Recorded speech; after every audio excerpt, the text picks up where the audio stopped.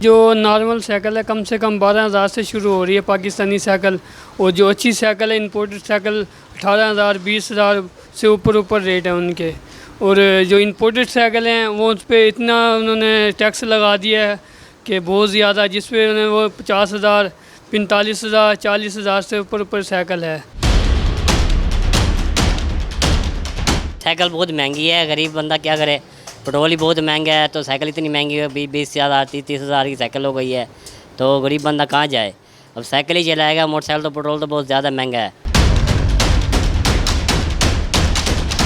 Cycle सस्ती भी है महंगी भी है, बेचने जाओ तो सस्ती है, लेने जाओ तो महंगी है। बस यही मसला है हमारे गरीबों के लिए।